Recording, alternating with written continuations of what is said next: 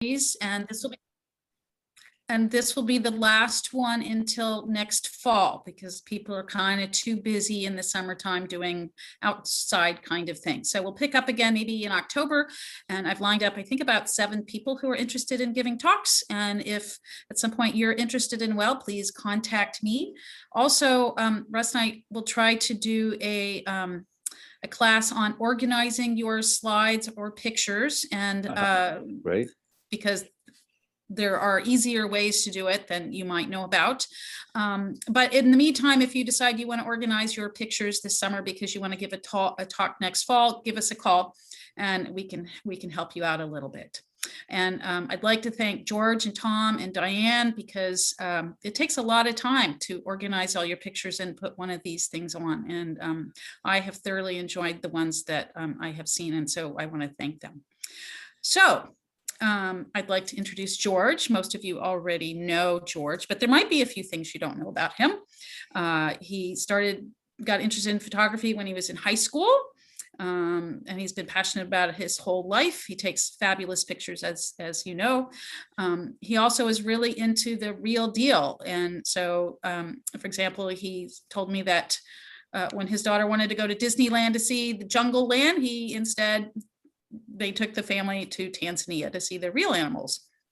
And George has kind of done that kind of thing through his life. And what he has done in recent years is he's gone to some places that many of us have never been to, and he's used his photography and done volunteer work and taken photographs for NGOs, non-governmental organizations who are doing good things for the world. And so it's a win-win for everybody. And we're going to see the results of that here tonight. So I'll hand it over to you, George, and thank you. Okay, thanks, Cindy. And let's say I have a different kind of program tonight, in that I put my slides to music with some motion to them, some panning and zooming, and we're kind of knocking our heads against the wall.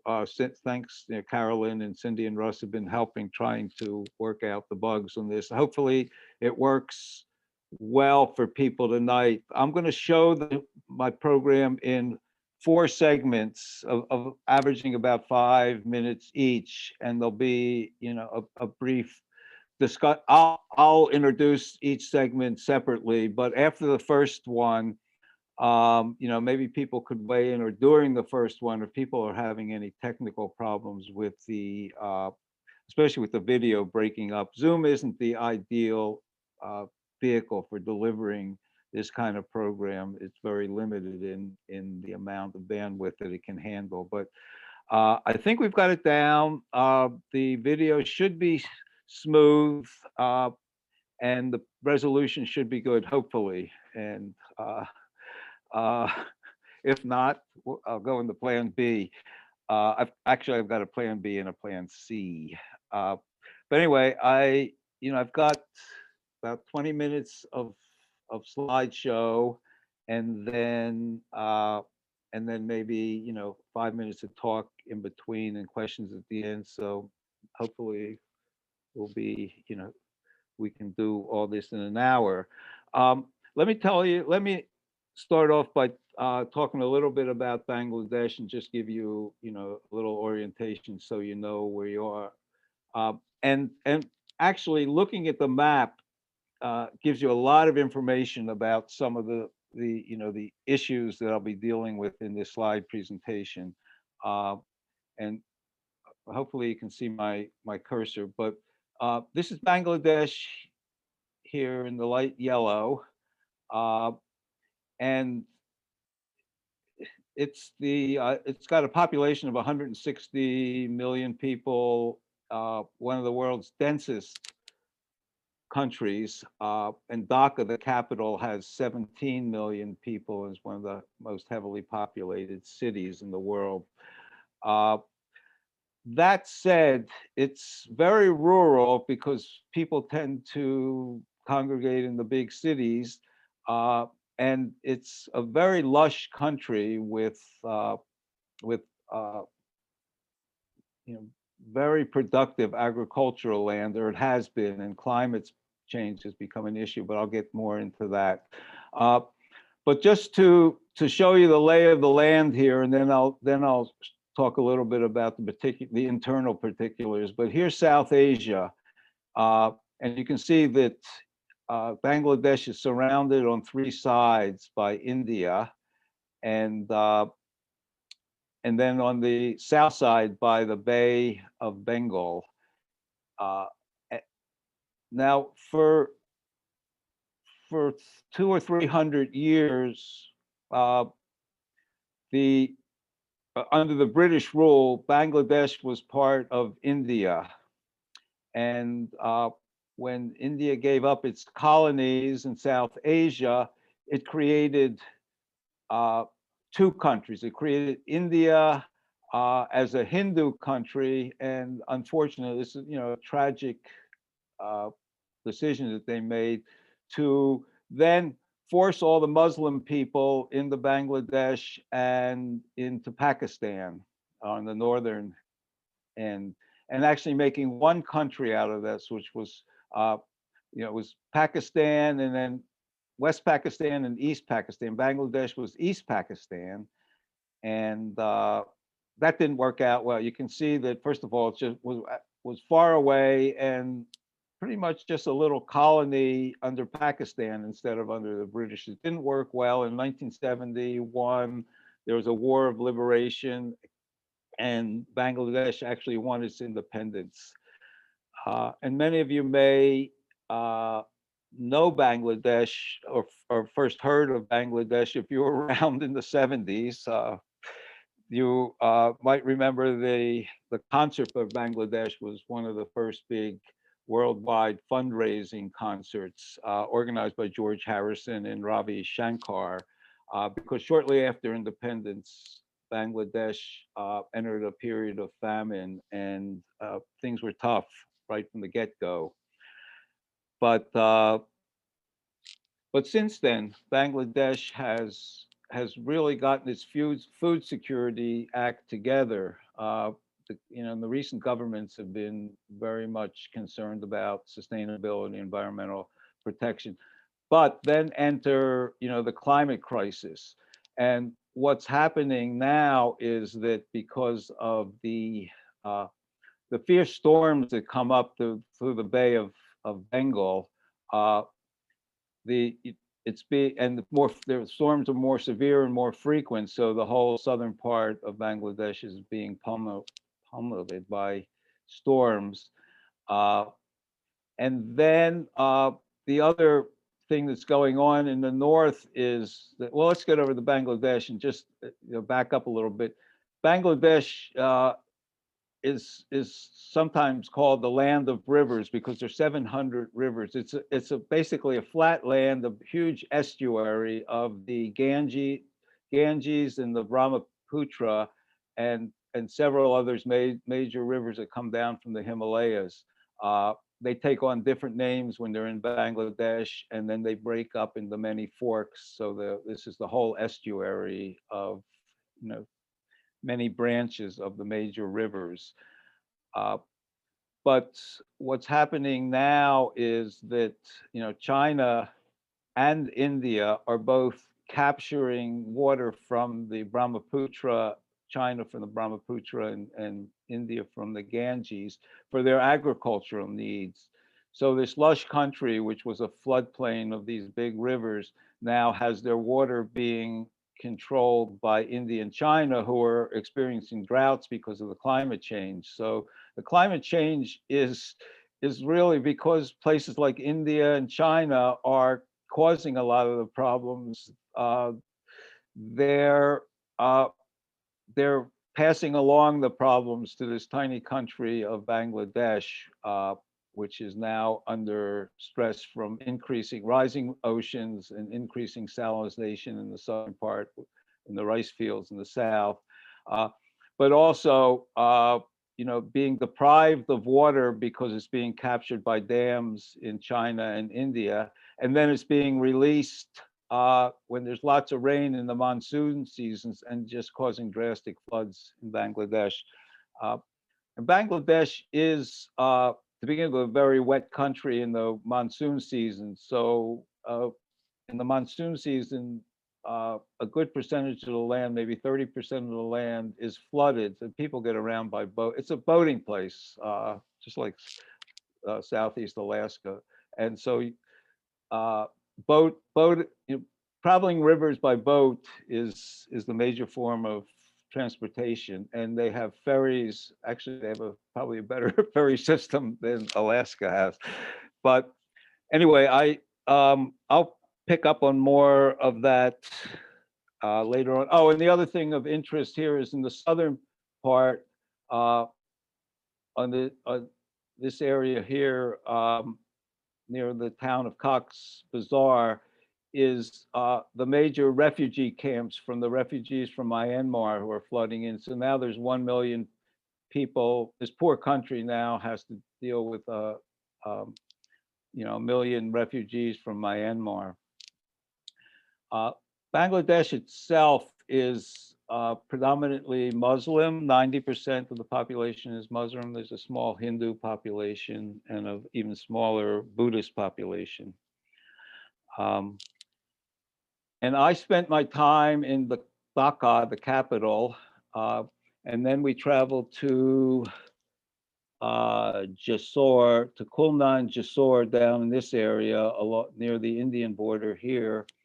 And then we traveled over the Cox's Bazar, and then we went up to Rampur, which is in the northern part. This is the only hilly section of of Bangladesh, and it's the home of tea plantations, and this is near West. This is West Bengal on the Indian side, and actually, the history of Bangladesh is closely connected to the history of Eastern India, because this is Pakistan is East Bengal, and West Bengal is on the Indian side, and this was all one people and one culture, the Bengali culture, which was, and was separated in two, and the Hindus forced on one side and the Muslims forced onto the other side during the partition after the war. But anyway, let me get into the slides now, and let's go see some pictures of that place. And just the first segment is going to be just some street shots that I took. That has nothing to do with the projects, and I'll talk a little bit more about the projects before the second segment. But these are just street shots that I took in the early morning and late afternoon as I was wandering around while I was, before and after I was working on the projects. So what you'll see is shots from Dhaka and a lot of waterfront shots. That's one of Dhaka is a huge, busy, congested city, but the old city and the waterfront nearby is a bustling and quite interesting place. I have lots of shots from there, and I have shots from markets around the city, and then I segue into some shots of some of the smaller cities and smaller towns that I visited, but mostly just candid street shots that I took that weren't shots of the project. So I will start this segment off and then get back to you in about 5 minutes.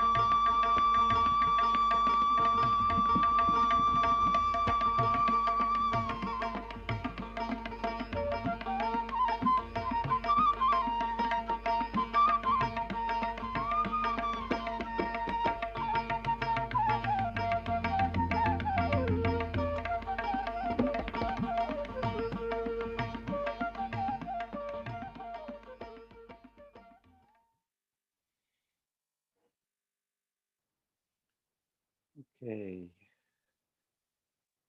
All right, that was the end of the first segment. Hopefully everybody, the video worked well for everybody and you could see it pretty clearly. Um, Cindy or Russ, if you wanted to weigh in and give any suggestions if there's any video problems, otherwise I'll just keep going. Just that when you move your cursor around the screen, the little control shows up in the middle of the video. Okay, got So it. just keep your cursor off to the side and you should be Can you good. see the chats when I open them? No. Okay, Oh, good, good. Okay, well, here I am. I'm live. Everybody else is just the name, but anyway, here I am. I'm at Melissa's house taking advantage of her super Wi-Fi connection to hopefully make things a little bit better. Okay, so the second segment, I'm going to start getting into some of the projects that I was photographing, and two in particular. And this was my second trip to Bangladesh. The first one was in 2016, and this one I barely got in and out before the pandemic started raging and airports started closing. And I was at when I went there, everything was just totally mellow and nobody was taking the pandemic seriously. And, a few weeks later, I was in a panic trying to get out of the Bangkok airport and get a flight back to Seattle. Anyway, so second trip was just little over a year ago. And the first project that I want to talk about, which is a major project that I was working on this last trip, and it was for the Winthrop Rockefeller Foundation, that I've been volunteering with on several trips. And as Cindy mentioned, it's a good way for me to keep traveling and doing photography. And they pay all my expenses, so it's a good way for me to get around. And then when I get to a place, I work with the local field staff, all kind of local people from the region where I'm working. And so I get to meet some really interesting people. I get to, they take me around and take good care of me and feed me well. And we drive around in a Jeep together for a couple of weeks. And it's a good chance for me to see the country, and then I donate all my time so they get all the pictures that they want. So the first one that that I'm going to be focusing on in the next segment is their countering human trafficking project. And I wasn't aware of it, but human trafficking is becoming has become a huge worldwide issue, and it's one of the fastest rising crimes in the world.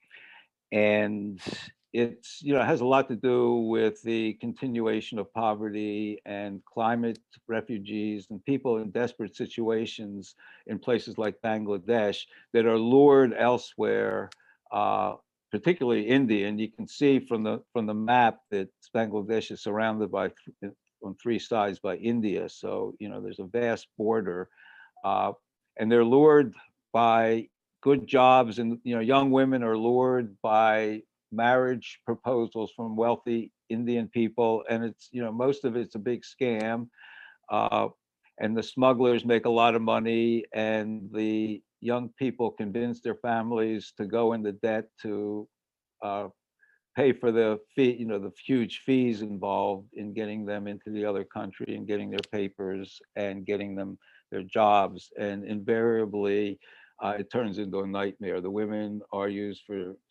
as sex slaves, and the men are treated, as indentured servants, not getting the jobs that they were promised, not getting the pay they were promised, and having a lot of the money that they do make deducted by their employer for various,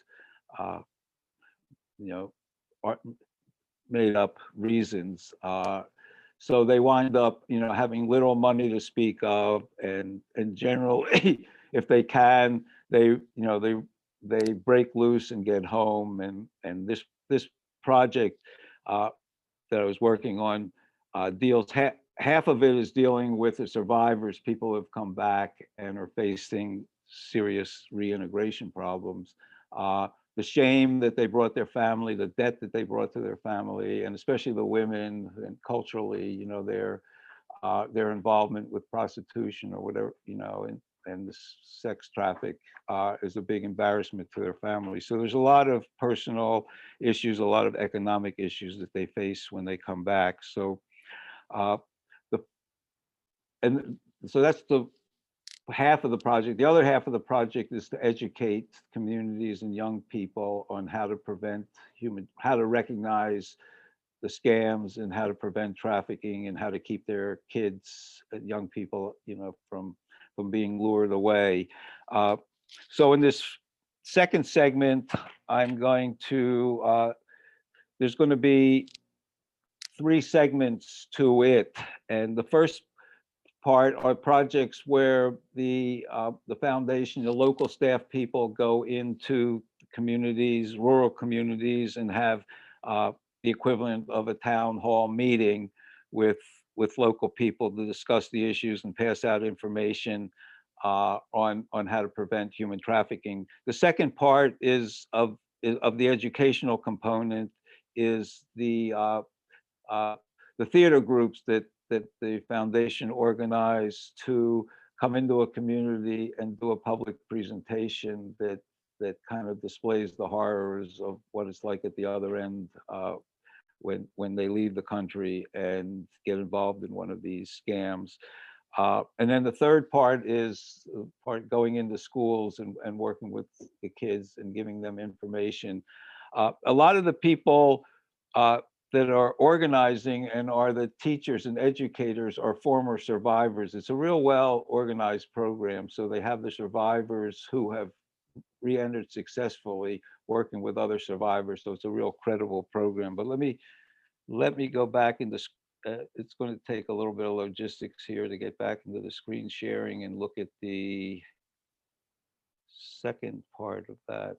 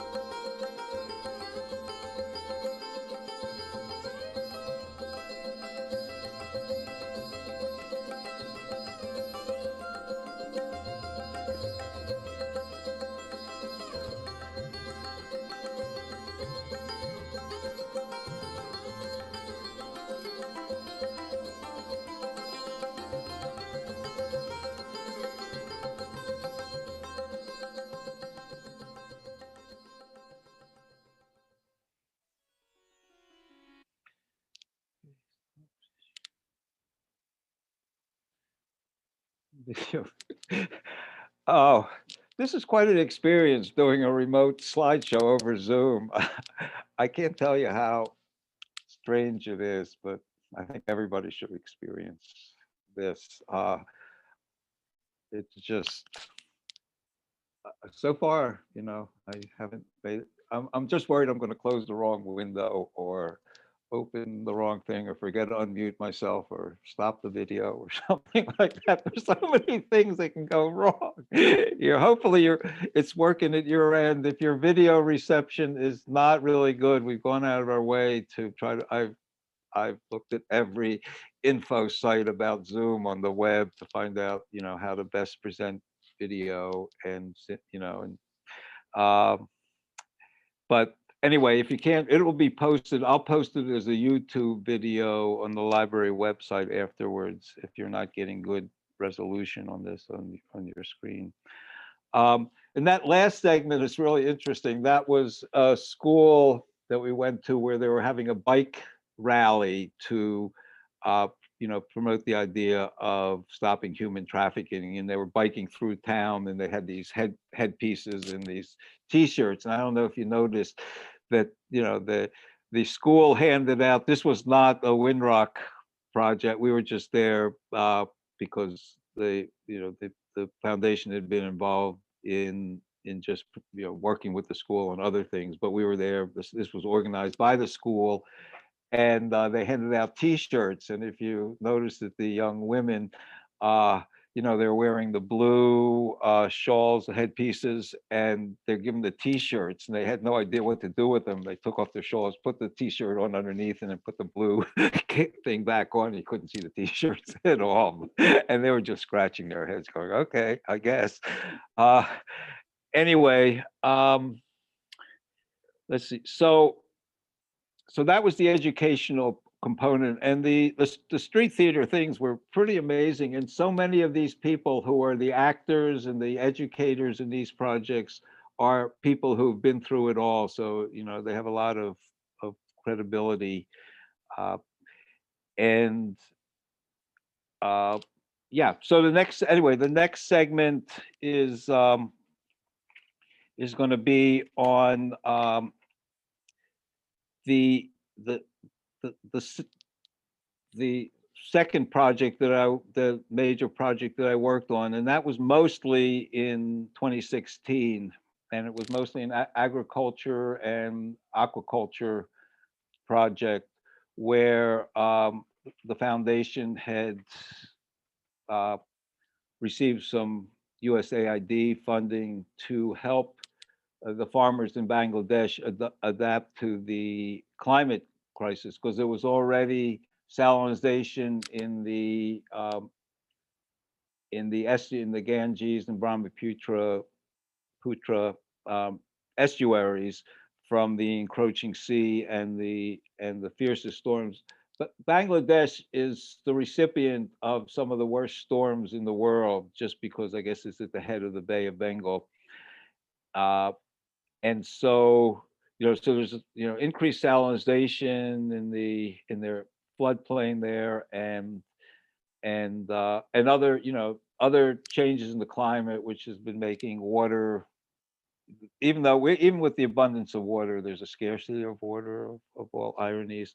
So this project was actually doing two things. It was working with farmers and adapting new techniques. But it was, had an interesting twist, because part of some of these projects is the empowerment of women.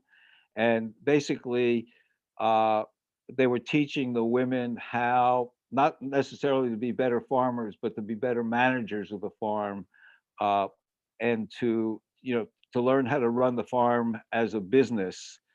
And so the women were forming co-op. The women were really kind of leading the way and forming co-ops and helping them, figure out ways to better market their produce. It was, I guess, one frightening statistic was that 40% of all the produce that's produced on the land in Bangladesh is lost because of the deficiencies in storage and transportation.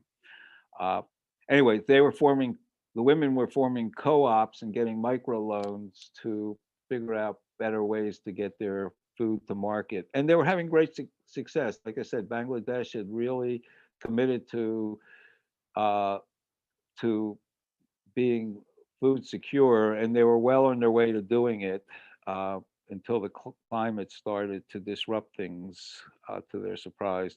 About one half of the population relies on farming, and so it's it's important livelihood. The other thing that was going on too is there are other industries which were counterproductive to the to the development of better agriculture and the resistance to the climate change, logging in particular. And so one of the projects related to climate resiliency was to try to retrain people who had traditionally been cutting mangrove forests down in the estuary area to learn other skills that would be more environmentally friendly. And the Bangladesh government was like 100% committed to taking care of their environment. It's really, all they have. So, so anyway, the following sequence is about, it shows some shots from the various farms that we visited, and also some of the fish farming. And generally, the fish farming is a village, a community endeavor where everybody fishes together, and the women are doing a lot of organizing around trying to get people in the community to work together on these agricultural projects. So, so I'll start that segment.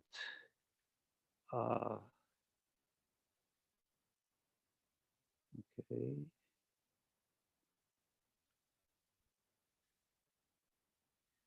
And close my video, mute.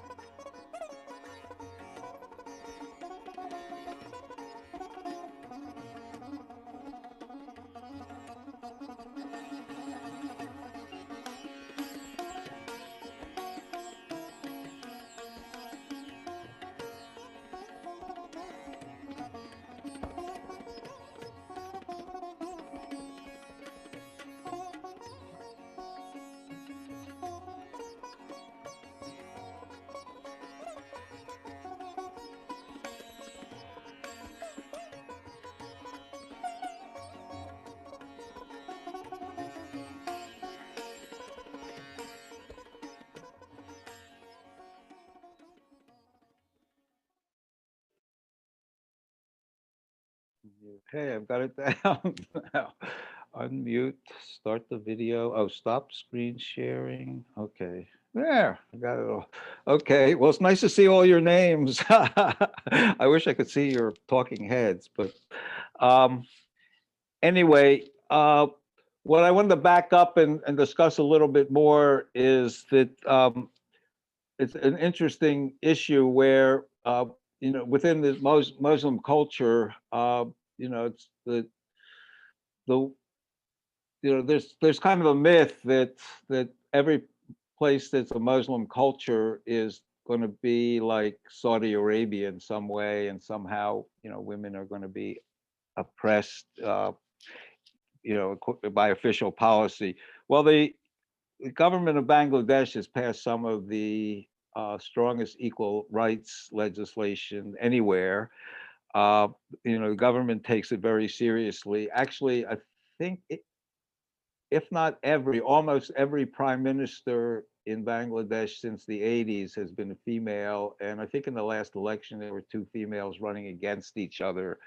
Uh, so interesting, but it's a little schizophrenic, as it is, other places too, in that culturally and traditionally, women are somehow in some situations supposed to be subservient to men. And you might have seen in some of the pictures where, the men sit on one side and the women sit on the other side. I experienced that. And then 5 minutes later, they get up from their meeting and they're, throwing holding a fishing net, unfurling a fishing net together, the men and the women. So it's interesting. But anyway, in this last part, I'm going to get back to the human trafficking project, and I've got some pictures of some of the vocational training that was going on there for the survivors, because survivors are desperate to make money and desperate to reestablish themselves in the community after they come back, and besides counseling and other services like human services, they need job training and a vocation that will keep them from being tempted to leave again.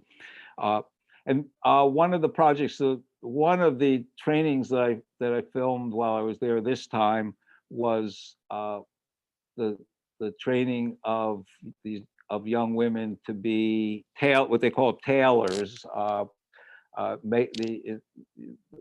running small shops and making clothes. And actually, in rural Bangladesh, that's can be quite a lucrative profession, because particularly the women, all have their clothes handmade by people in the community. So anyway, this job training program was helping them to develop a business, not just training and vocation, but actually to run the business, and also to open small shops that they can run, on the sidewalk, just little street shops that they could run while they were running their, so they have a diversified income. So you'll see some of those, and then I'll segue right into the end, without any interruption. Or segue right into the closing shots, which will be mostly just some scenics along, that I took from around Bangladesh. And then I have threw in a few shots of some of the staff people I was working with. You'll notice that these shots I didn't really take. When I went into a village, I was with, half a dozen staff people, and, they of course were interacting and talking to people, and there were local officials there too. And, I like to keep those people out of my pictures, or Photoshop them out if they happen to stick an arm in. But one of the things, an interesting story which I have to share, is one of the people that I was traveling with was a staff person from the Winrock Foundation head office, and they happened to be based in Little Rock, Arkansas, because that's where Winthrop Rockefeller was one of the Rockefeller brothers. He was the one that went to Arkansas and became a gentleman farmer. He was big time into farming. And so when he died, he left his money for the foundation to basically work with in agricultural projects around the world, but is diversified, obviously. Uh, but one of their reps from Little Rock was accompanying me on this trip, and it was his first time that he'd been out of the U.S. I think. Anyway, he'd never been to any of the projects. The staff at headquarters usually get to go out in the field once in a while. But he was new, and he had never been in Asia for sure. And so he came with an extra suitcase, and it was all filled with cans of Vienna sausage because he was afraid of eating the local food.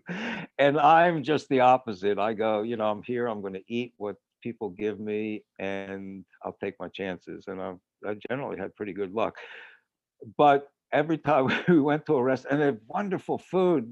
It's based around their primary dish is dal bhat, which is rice and lentils. But then it can get very fancy with all these toppings and side dishes they put on. And it was just lovely stuff. But he would like hand me his food under the table and then take out his can of Vienna sausages and kind of grab one at a time out of his pocket or whatever. It was just hysterical. But anyway, you'll see a few shots of.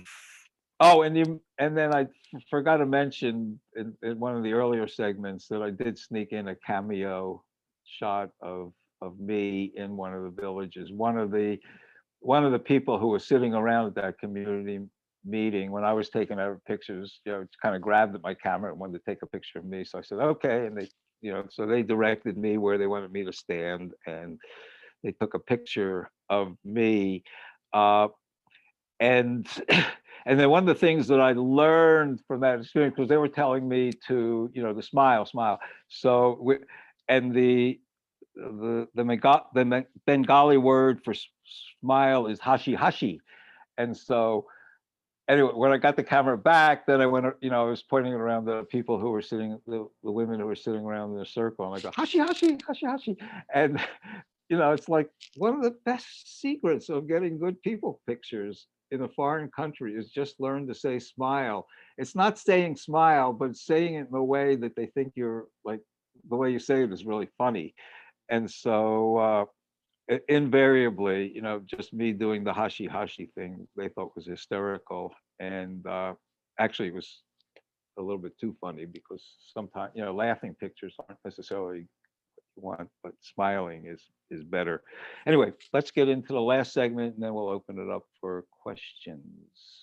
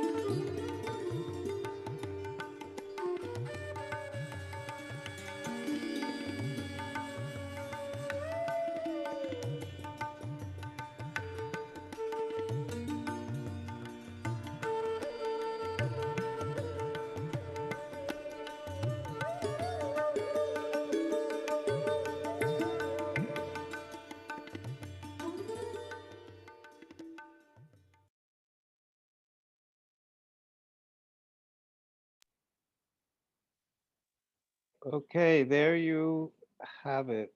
Um, so, so I'll open it up for questions in a second. Just a bit of explanation. Those beautiful fishing boats that you saw out there at the end, I've been passing them in the car along the road, and I kept telling the field staff people with stop, I need to get a picture of those boats. They're incredible.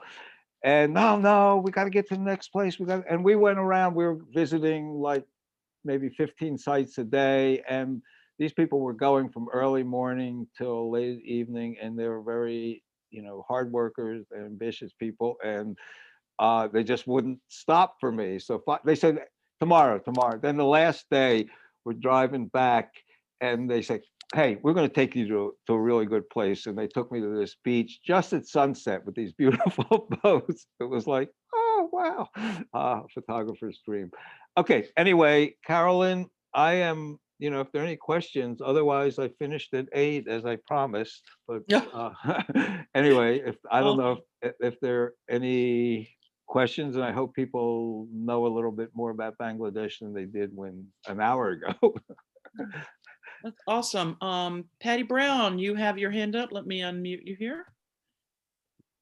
Hey, I know you had some really deep experiences, but what were the most interesting traditions or surprising things the first time you went or the second time you went? What was surprising to you? Surprising how unbearably spicy the food was.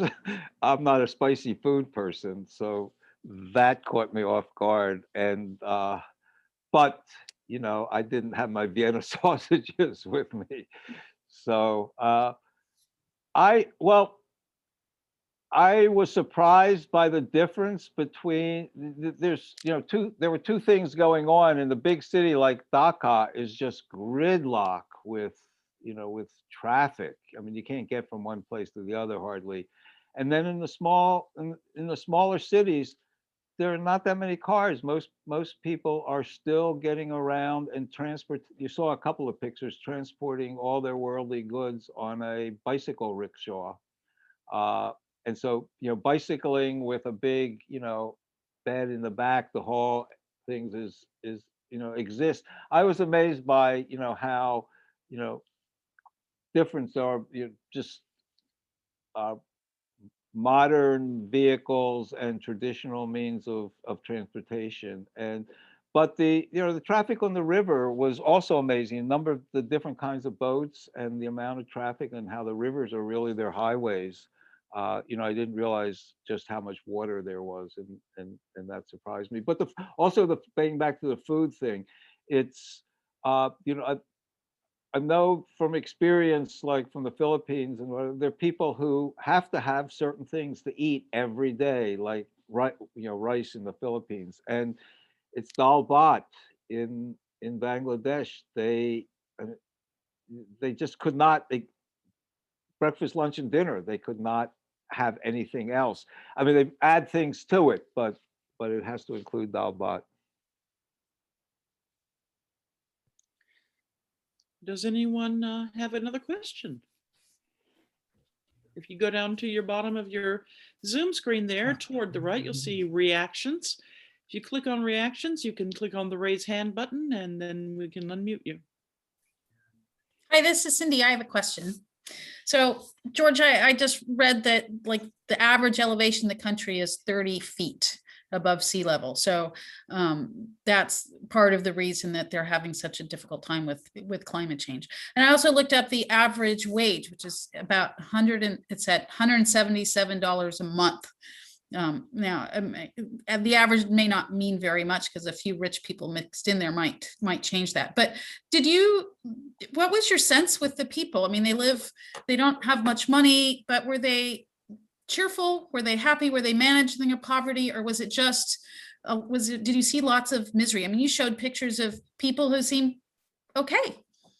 Right. I would say I think this is typical of situation worldwide, especially in third world countries, where the people who are still living off the land And as long as they're not impacted by severe droughts or whatever, they're doing well. I was just impressed with how cheerful and friendly people were in the small towns that we went to. I mean, they were amazingly friendly.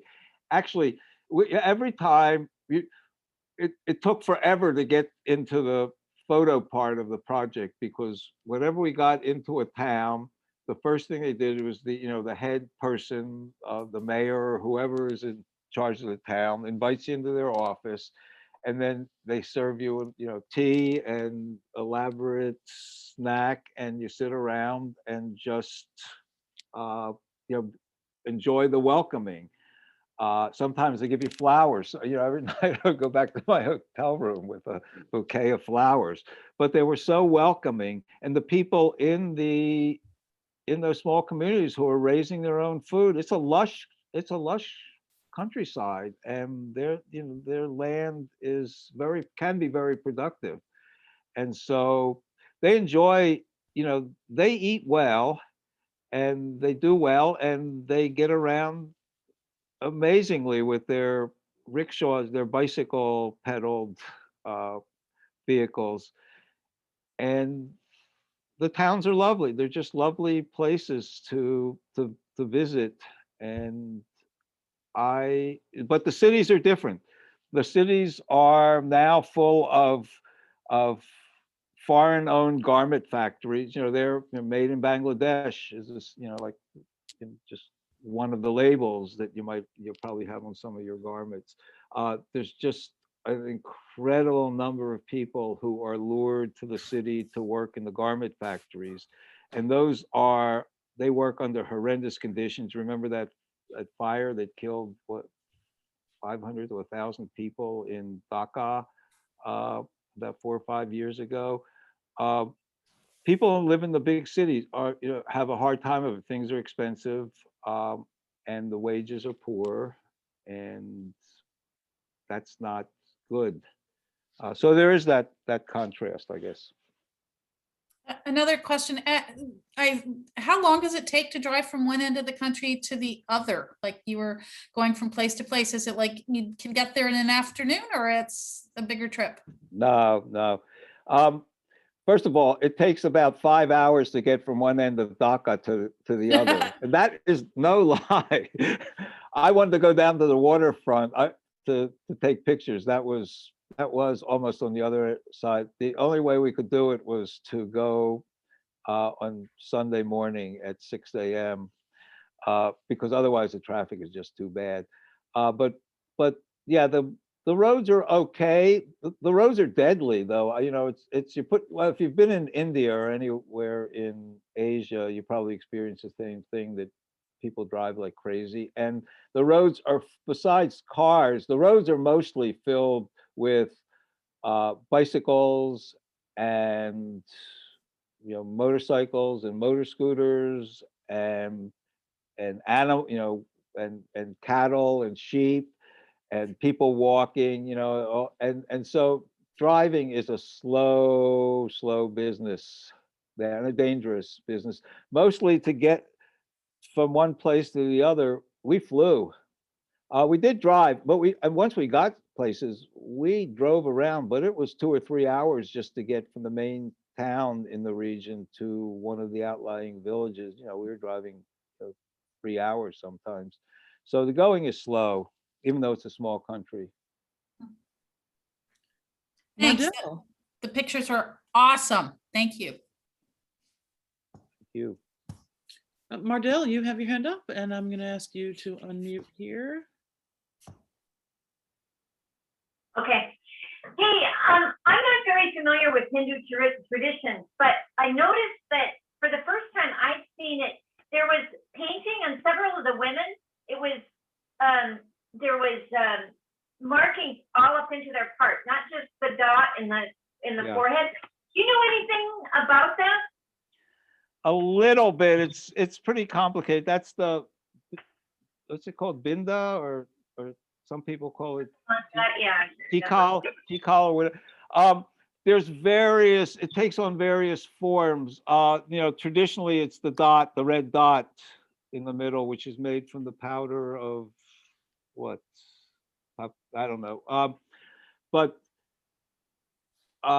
also there's the decorative streak that sometimes goes all the way up to the forehead, and there's various there are religious reasons and there's cultural reasons. A lot of women wear those for decoration, actually, and other women wear it as a sign of devotion.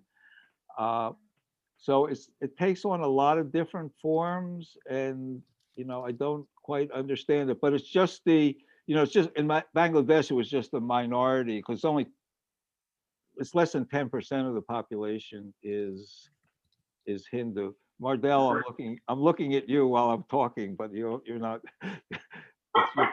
It's your picture, and you're not moving. Sorry, I'm responding in my face. Yeah. So I really don't know that much about it, but it is complicated. And during certain holidays, they'll have that put on them if they go to certain devotional ceremonies. And so maybe they have somebody will decorate them that way as a sign of their devotion. Great. Okay, thanks. And was it really as colorful as your pictures make it look?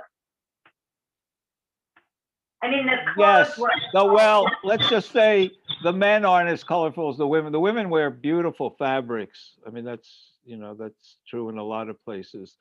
And the men wear t-shirts and shorts. So yeah, it was really colorful and lush. I was surprised, I guess, by how green everything is. When I was there, it was, and how many rivers and waterways there are. It's just beautiful. It's just, it's just the whole landscape is covered with river, some huge rivers, and all these incredibly beautiful looking boats. Oh, and the other part that's really colorful is that each rickshaw owner takes pride in drawing this art masterpiece on the back of the rickshaw. So every rickshaw is unique, and they all are painted with a beautiful painting on that little panel on the back. All very colorful.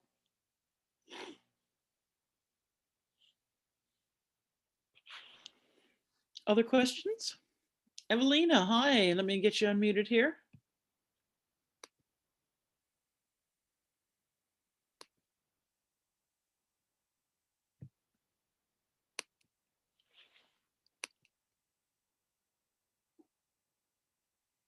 Yeah, I think I am.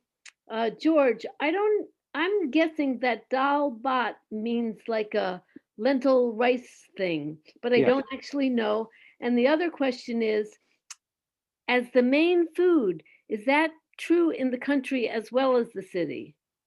Or Yes. is it just a country thing? Yes. No, I think it's true all over the country. Dal is the lentils, and bhat, I guess, is the rice. Yeah, it's rice and lentils. And yeah, and then anything, then there are lots of dishes that surround that. You can go into a fancy hotel and get dal bhat, and it's like a feast. Or you can go into somebody's home and get dal bhat, and it is rice and lentils. So it takes lots of different forms. Cool, thanks. So George, this is Cindy again, do you know how they fared with the pandemic? I think that it wasn't too bad. When I was there was, the pandemic was starting to become significant in other places in Asia, and airports were closing. Following Bangladesh, I was going to spend 2 weeks in Vietnam just hanging around. And when I got back to Bangkok, it was like, countries were closing down. And Bangladesh, the whole time I was there, had not had at least one published case of corona. And so I wasn't really aware of what was going elsewhere while I was in Bangladesh. But as soon as I got to Bangkok on the way home, it was like Wow. So I'm not sure. It's my impression that Bangladesh never got hit really hard. One of the problems that intensified things a little bit is they have all these foreign workers that are, a lot of them are in the Mid East, and so they're going overseas for work, and so you have this massive uh, migration of workers back and forth into the country. And I think at some point that just kind of took over, and so a lot spread that way. But they were real. It was amazing from the time they diagnosed their first case. It was no nonsense. It was like mandatory masks and all these protections. So they were on it from the very beginning. But the answer is I'm not sure how it turned out after that. Hey, Alan Crystal? Thanks, George. I was just wondering, what is the language there, and did you have a translator? Well, the field staff that I was traveling with were pretty fluent in English. Most of them were, so language wasn't a problem. The language is called Bangla. There are two, or sometimes it's called Bengali. Their heritage is as part of the region of South Asia called Bengali, or Bengal. Yeah, Bengal. That was the old province of Bengal. So things from that region are called Bengali. But now, with the new name of the country back in the 1970s, they started calling everything Bangla, and so the language it's referred to sometimes as Bengali, but it's also referred to as more officially as Bangla. Okay. And then I also wondered, I And the only thing I can say in Bangla is hashi hashi. I also learned that in restaurant to say, the first thing I learned when I go to a country like that is how to say not spicy. Don't make it spicy. I can't remember what that was. Well, speaking of the food, I sympathize a little bit with the guy who brought the Vienna sausages. Not that I would ever do that, but I'm curious about if the food is safe. Like, do you get sick from the water, like when you go to Mexico, or is everything pretty safe there? You just have to have a sense for, what, well, it's actually doubly risky because I don't know if you noticed in the pictures that the local tradition, and it's everywhere, is that people eat with their fingers. So they pick up their food with their fingers. So here you go, your hand is always, inside your mouth because you're putting your food in. So, I've been traveling enough. I usually just go by instinct if something feels, safe, or especially when something's cooked. If you're eating dal bhat, uh, chances are, it nothing, you're not going to get sick. If you're eating fresh fruit from a stand or something like that, you're taking a bigger risk. I generally try to avoid that. Mostly just eat cooked food. Oh, an interesting thing with eating, I'm left-handed, and the tradition is that you eat your food with your right hand. Because the left hand is used for other things, toilet related things. So it's a really a taboo to eat your food with your left hand, and I'm left-handed. My right hand is it's hard enough to get the the coordination to pick up the food and not have it dribbling down your chest as it's going to your mouth, because it's not like you're picking up a hunk of cheese or something. You're picking up a dripping wet combo of lentils and rice, and you're trying to get it in your hand and in your mouth. And it was I had when I got up from eating at the restaurant, they always came over with a mop to clean up the floor. But anyway, it's hard. Yeah, so eating with your hands, I guess, is a little bit riskier, but I always had a lot of handy wipes around or whatever to clean my hands before I ate. Oh, and they're very safety conscious. Actually, it's the tradition to, every restaurant has a big basin on one side where before you come in, you wash your hands, and before you leave, you wash your hands. And everybody who eats at the restaurant does that. Okay, Dennis. Hey, hey George. Hey, Dennis, welcome back. Yeah, thanks. Good presentation. I love that last slide you put up with the trees and sunset. Thanks. Yeah, a note to everybody else if you haven't figured it out. The only way I could raise a hand, I'm on a PC, was going to the participants list. It's not in my reactions. Anyhow, George, I was curious. Is it predominantly Sunni or Shia in Bangladesh? And is there like a separation between Pakistan and Bangladesh and on those sects of the religion? I don't think so. My guess is that they'd be Sunni, but no, I don't know. I actually don't know. And I believe that the Pakistani and the Bangladesh people are pretty much the same sect of Muslim sect, but I can't say that for sure. I don't know. It's a good question.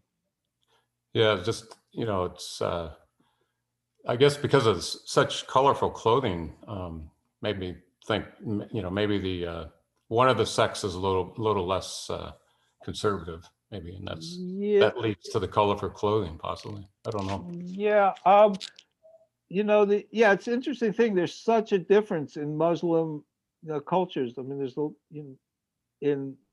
a big Muslim culture in Indonesia. I mean, the majority of Muslim people live in Asian countries and follow the Asian tradition. Like, you really couldn't tell the difference between a Muslim from Bangladesh and a Hindu from West Bengal. I mean, they're more cultural than they are religious in what they do, and their and the way they dress and the way they eat and things like that. So it's different from some Middle Eastern forms of the Muslim faith. So yeah, I mean, there's very little awareness that there's this religious thing going on. I mean, the people I was working with and traveling around with, and the people in the villages, you're not really aware of their Muslim religion that much, but I think they're deeply devoted. So they're not it's doing just not it's not obvious though. And the women, you see very few women with their face covered. Hardly ever see a woman with her face covered.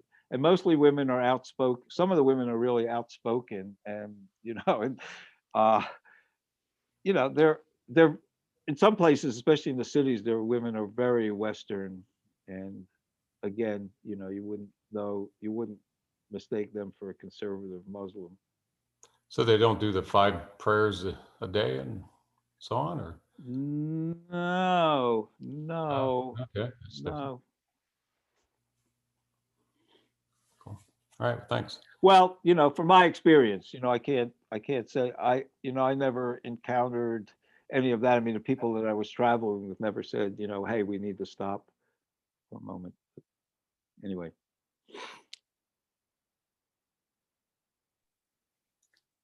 Other questions from people?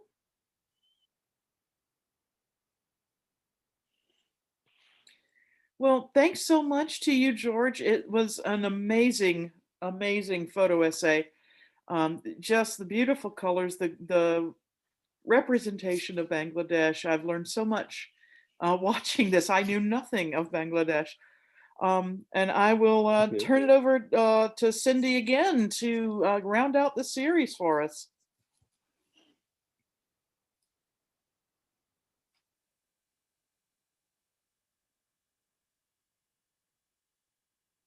Unmute.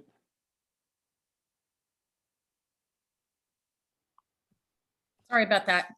Thank you, George. It was great. I also never knew all these things about Bangladesh. I knew about the factories where people worked, and I knew it was a delta, but I really didn't know much else. So thank you, and all the great photos, and thanks for persevering through this difficult bandwidth doing videos thing. You've broken new ground. So next fall we'll help other people so they don't have to do all that.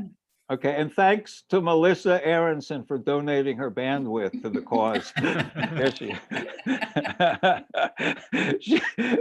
I wouldn't let her turn on her own computer to compromise the bandwidth, so she had to watch it off of my rinky-dink little laptop over my shoulder. Anyway, well, thank you very much, George. I really appreciate it. And see all of you next fall when we do another one, I hope. Sounds good. Great. Thank you so much, Cindy. See you next fall. And thank you everybody for coming. Bye. Good night.